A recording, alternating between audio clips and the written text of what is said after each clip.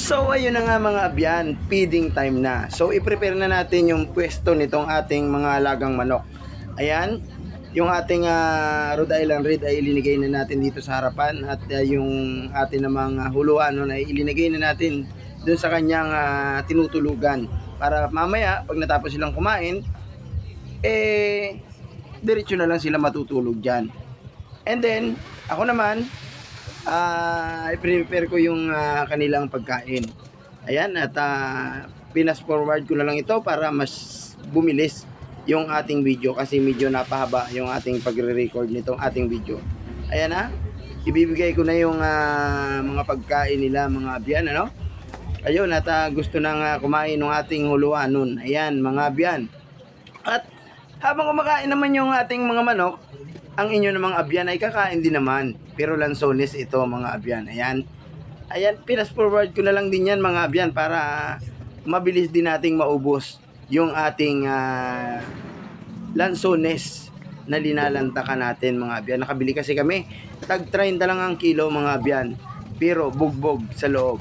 Muntik pa kaming mag-away nung tindira dahil ang binibigay niya sa akin ay mga kulay brown na yung laman dahil bugbog daw. Ang 30 pesos daw na binili ko ay yung bugbog ang laman at yung magandang klase ay 50 pesos. Ayan, naubos ko na rin. Tapon ko na nga itong basura. Ayan, mga abyan. At syempre, tapos na tayong nagmerienda ng lansones at trabaho naman tayo mga abyan. Itong ating ginagawa mga abyan ay linilinisan natin yung ating mga kawayan na gagamitin natin pang sara dito sa ating ginawang breeding pin mga abyan, ano, para ilagay na natin dito sa loob yung ating tatlong inahing manok at saka yung ating Rhode Island Red para makapag-focus sila sa pagpaparami mga abyan. Wala silang ibang gagawin kundi magpakaligaya, charot, dyan sa loob ng kanilang kulungan mga abyan, ano.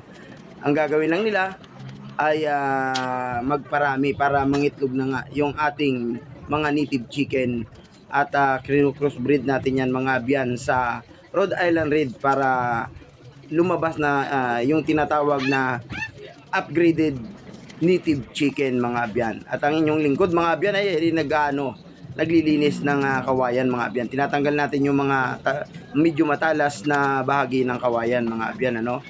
At dahil inumpisahan na natin ito kanina pa ay kundi na lang yung ating binidyohan mga abyan, ano, habang kumakain itong ating mga manok. At ayun, dahil masyado nang mainit, baka tayo mag-overheat, dumating yung ating misis para mag-rescue. Nagdala ng tubig mga abyan para mabasa naman yung lalamunan ng inyong abyan mga abyan, ano. Ayan, oh, dinala niya tayo ng pitchil. Direkta na tayong uminom sa pitchil. Maliit lang naman yung pitchil na ito kaya parang baso lang ito sa katawan ko mga abyan. Ayan, joke lang mga abyan, ano. Ayan, at continue tayo sa ating pagkakayas ng kawayan mga abyan para bukas at tatapusin natin itong linisan ngayon para bukas na lang natin, na-assemble natin para magkamayroon na ng pintuan at ma-close natin itong ating ginawang dalawang kwarto ng breeding pin. At sa kabilang kwarto, dyan natin ilalagay sa bandang kanan yung uluwanon. At naghahanap na tayo ng inahin ng ating uluwanon para i-pure breed natin ng uluhanon o asel, basilan asel mga abyan, ano, para makapagparami tayo para yung mga potential na bibili sa atin ng para gamitin nilang fighter ay mapagbintahan natin sila kung lulubin ng Panginoon at ipagkakaloob ng Diyos na makapagparami tayo mga abyan, ano. At yan talaga ang ating gustong mangyari, na tayo ay makapagparami dito ng manok. Itong aking dinidevelop na mini farm mga abyan ay ako lang yung nagtatrabaho dito mga abyan dahil wala naman tayong pangsuhol. So ako na lang din yung gumagawa. Akin lang itong nag-i-eskwela lang ako, nag-aaral lang ako sa YouTube Academy mga abyan, ano, para matuto tayo kahit paano kung paano gumawa ng mga kailangan natin dito sa ating dinidevelop na mini farm.